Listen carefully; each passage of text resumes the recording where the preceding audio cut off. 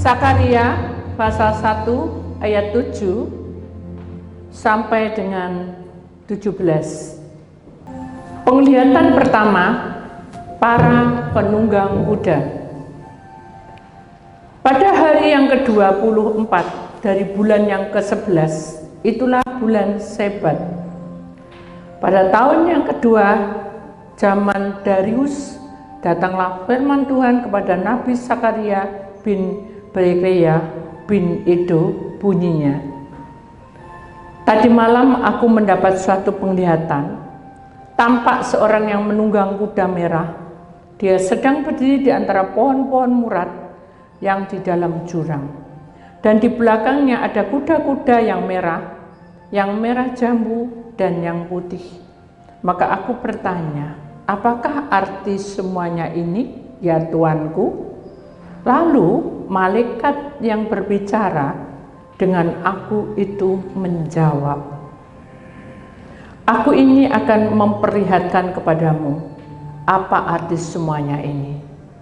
Orang yang berdiri di antara pohon-pohon murad itu mulai berbicara, katanya, inilah mereka semua yang diutus Tuhan untuk menjelajahi bumi. Berbicaralah mereka kepada malaikat Tuhan yang berdiri di antara pohon-pohon murad itu, katanya, kami telah menjelajahi bumi dan sesungguhnya seluruh bumi itu tenang dan aman. Berbicaralah malaikat Tuhan itu, katanya, ya Tuhan semesta alam, berapa lama lagi engkau tidak menyayangi Yerusalem dan kota-kota Yehuda yang telah 70 tahun lamanya kau murkai itu. Lalu kepada malaikat yang berbicara dengan aku itu, Tuhan menjawab dengan kata-kata yang ramah dan yang menghiburkan. Berkatalah kepadaku malaikat yang berbicara dengan aku itu, serukanlah ini. Beginilah firman Tuhan semesta alam, sangat besar usahaku untuk Yerusalem dan Sion, tetapi sangat besar murkaku terhadap bangsa-bangsa yang merasa dirinya aman, yang sementara aku murka sedikit telah membantu menimbulkan kejahatan. Sebab itu beginilah firman Tuhan, aku kembali lagi kepada Yerusalem dengan kasih sayang. Rumahku akan didirikan pula di sana, demikianlah firman Tuhan semesta alam. Dan tali pengukur akan direntangkan lagi di atas Yerusalem.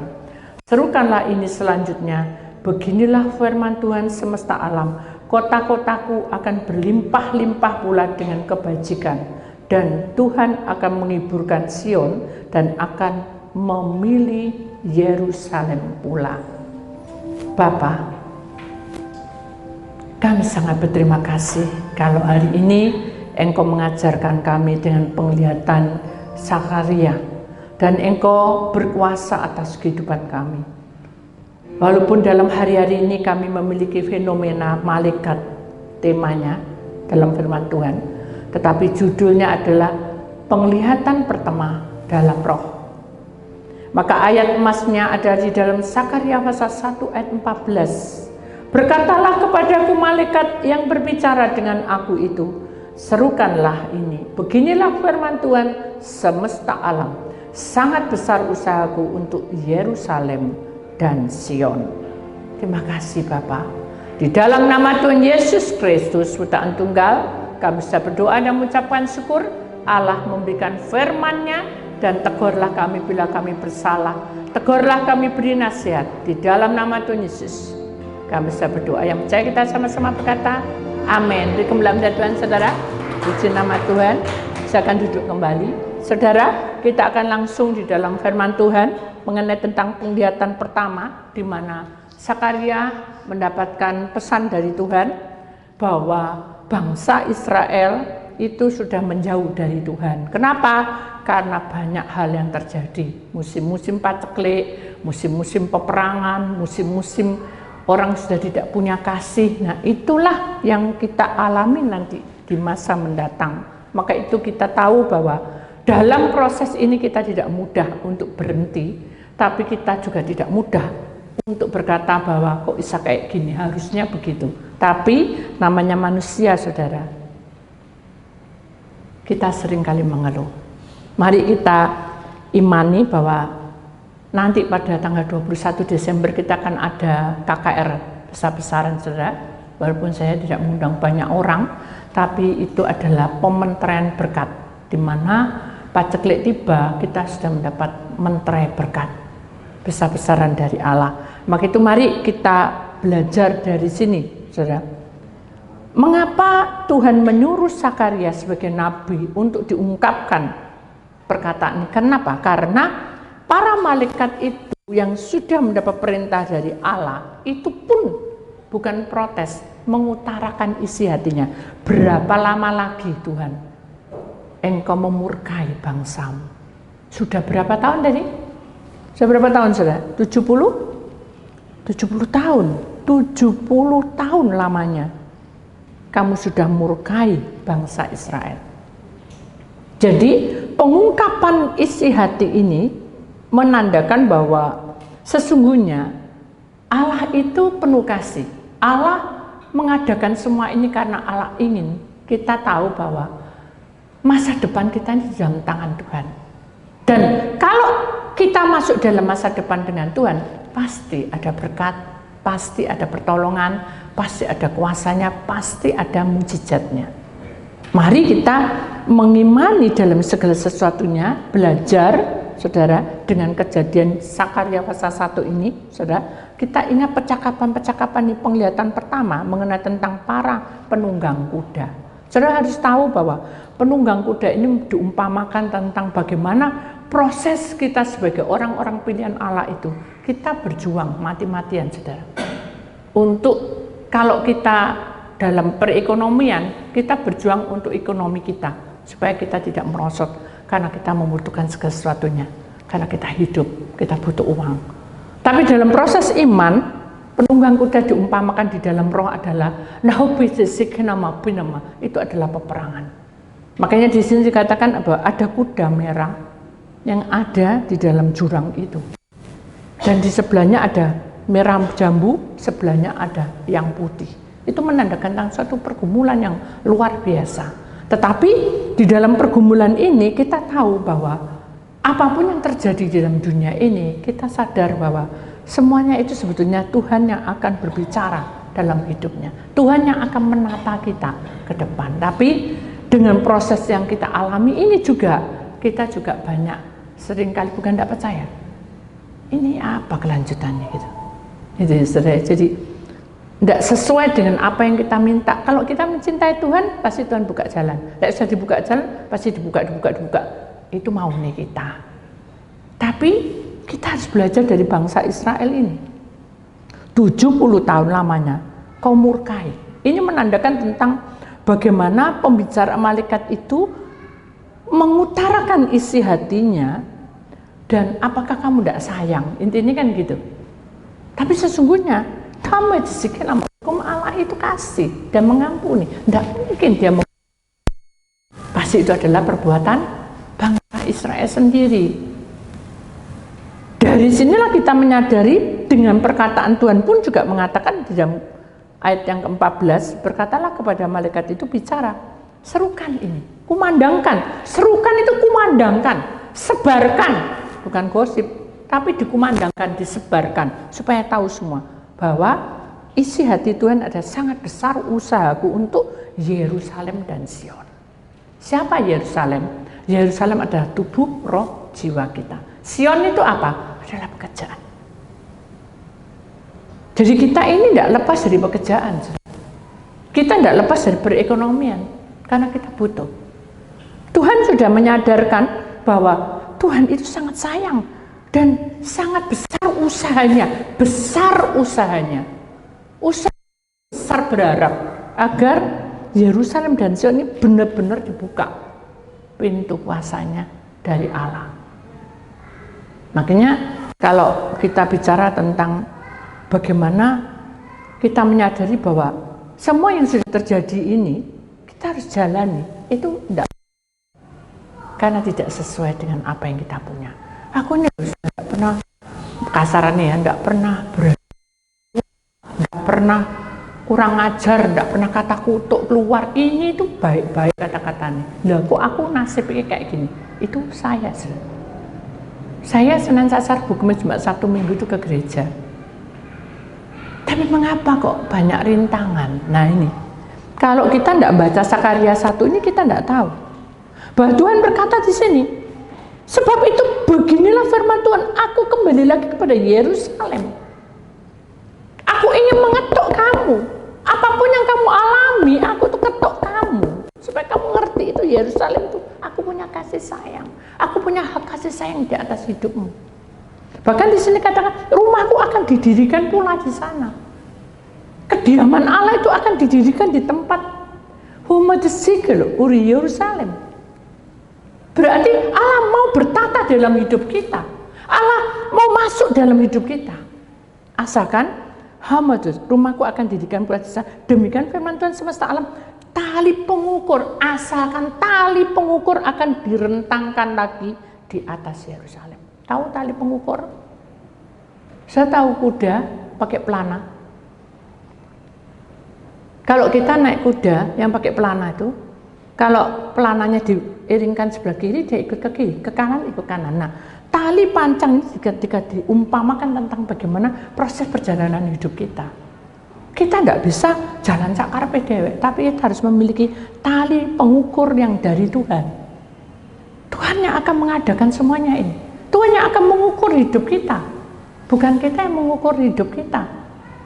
Jadi kita sadar bahwa pengukur ini harus direntangkan kembali di dalam hidup kita.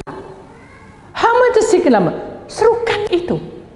Karena firman Tuhan berkata, Tuhan semesta alam ini, kota-kotaku akan berlimpah. Kalau kita mengikuti aturan itu, berlimpah-limpah. Di sini katakan ayat 17, pula dengan kebajikan, berlimpah dan punya kebajikan. Apa itu kebajikan? Hikmat dari surga. Jadi kita tidak mungkin ditipu lagi sama penguasa iblis. Mari kita ingat bahwa Tuhan akan menghiburkan Sion, menghiburkan itu memperbesar. Bahkan di sini katakan akan memilih Yerusalem pula untuk betul-betul menjadi pilihan Allah untuk selama-lamanya. Jadi intinya adalah Tuhan itu akan mendandani Yerusalem kita. Tapi Allah itu kudus dan kita tidak layak untuk datang. Tapi Allah mau datang di dalam tubuh roh jiwa kita. Dengan cara apa? Dengan cara apa? Berdoa? Tidak cukup. Puasa? Tidak cukup, itu kan pengusiran roh. Apa? Dengan cara apa? Datang di bait Allah? Setia? Tidak cukup, itu kewajiban. Doa? Kewajiban. Apa yang penting? Supaya Yerusalem kita ini didandani sama Allah dan Allah hadir. Yang terpenting adalah satu rahasia yang harus kita ingat. Siapkan hidupmu untuk kemuliaan nama Tuhan. Yerusalem ini harus bukaan, undang roh Tuhan masuk. Ya apa caranya aku gak bisa doa? Tidak peduli. Kita punya mulut. Kita bisa mengungkapkan isi hati kita. Jadi Tuhan itu hanya melihat, kamu datang oh. Aku akan dandani Yerusalem. Bahkan aku akan memberikan kelimpahan padamu. Dan aku akan memberikan kebajikan kepadamu. Sehingga Yerusalemmu hidup kembali. Dan Sion itu aku berkati dengan limpah-limpah. Loh, ini sudah janji Tuhan. Makanya hari ini kita kan tidak ada pelepasan. Saya mau adalah penyembahan. Firman ini harus kita praktekkan dalam hidup kita. Apakah kita membawa kemenangan itu? Amin. Amin. Mari kita mengundang rohnya masuk di dalam hidup kita agar perjalanan ini tidak hanya sampai di sini, tapi Tuhan membuka satu persatu apa yang menjadi kelemahan kita. Tuhan, mari kita imani itu saudara, karena firman Tuhan dengan jelas sekali dalam Sakaria ini bahwa penglihatan pertama saudara mengenai tentang para penunggang kuda itu sudah digenapi dan ini adalah persiapan.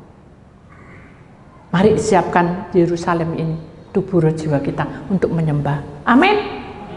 Buang semua bebanmu, tanggalkan semua dalam pelataran Tuhan. Bukan buang masa bodoh, saudara. Tanggalkan semua, ini Tuhan tak taruh. tak serahno sama Tuhan. Supaya ringan beban ini. Supaya apa? Supaya kita tahu kehendaknya. Amin. Itulah saudara, firman Tuhan hanya sebentar dan sedikit waktu, karena kita tahu kita akan masuk lebih banyak dalam penyembahan. Amin. Ya.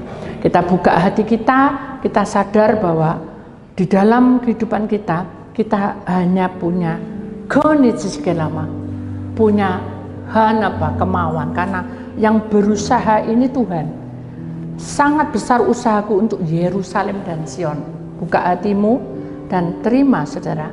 Kita tahu bahwa rencana Tuhan itu lebih indah dari rencana kita. Puji nama Tuhan.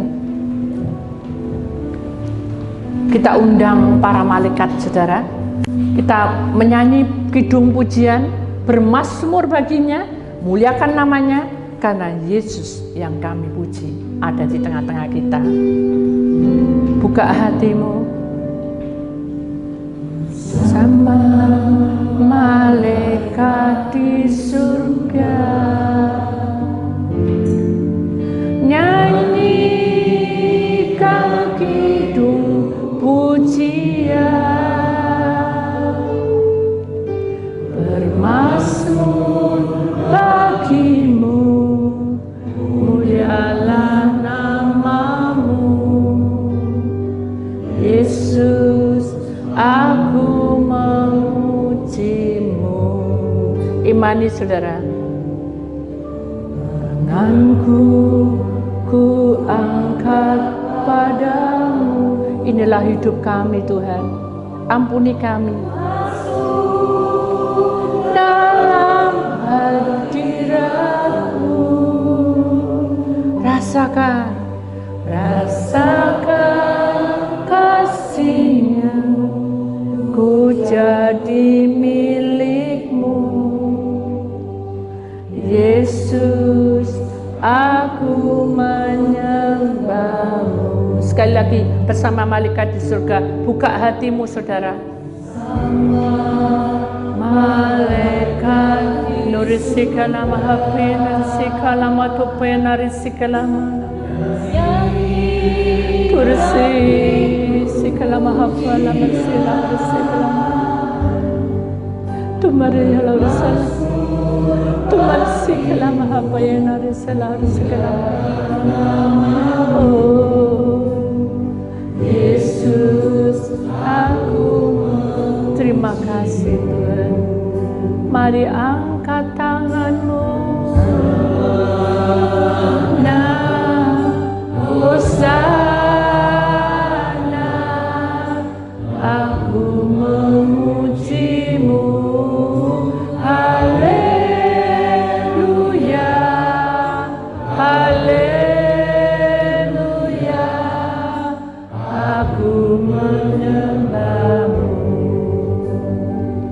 Saudara, kita ingat satu kisah Sadrah, Mesakh, dan Abednego.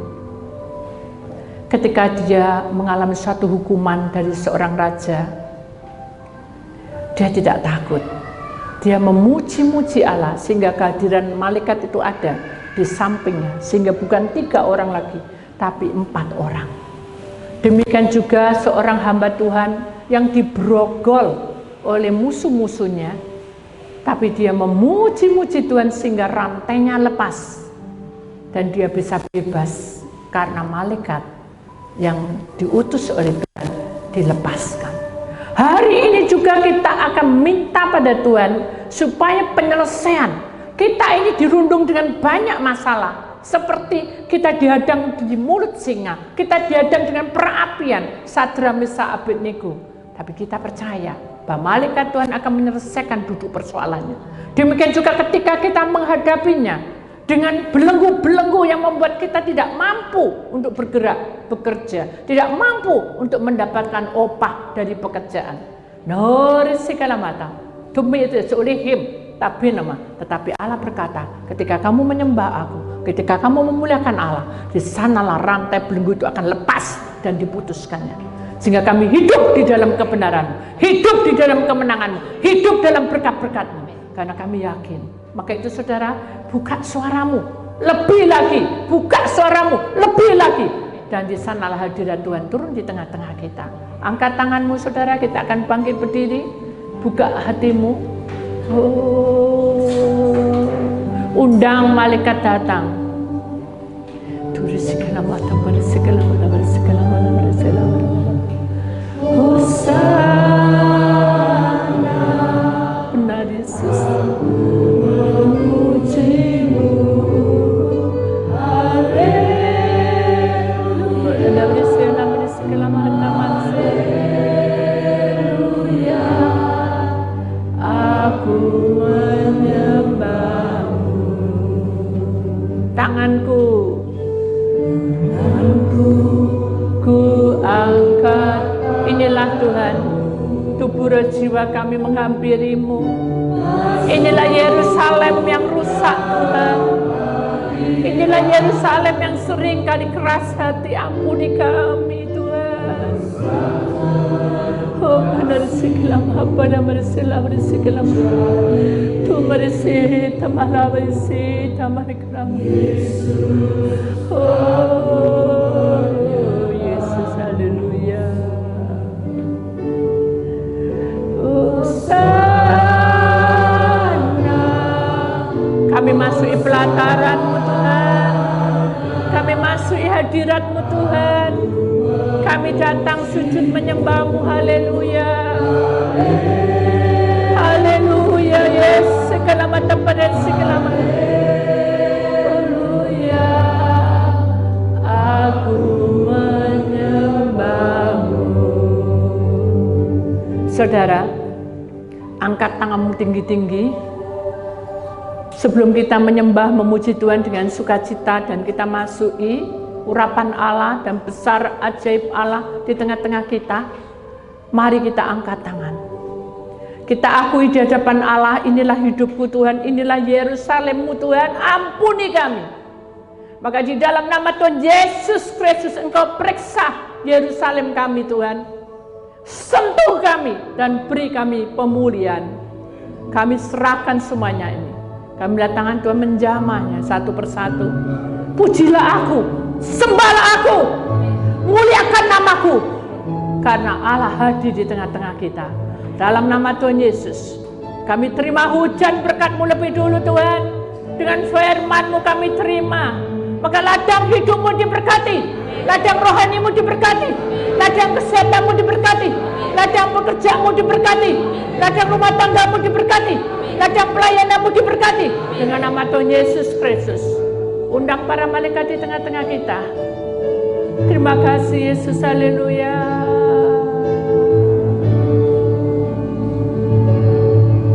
Terima kasih Yesus. Mari kita alunkan bersama malaikat di surga. Kami percaya Tuhan Kau ada di tengah-tengah kami.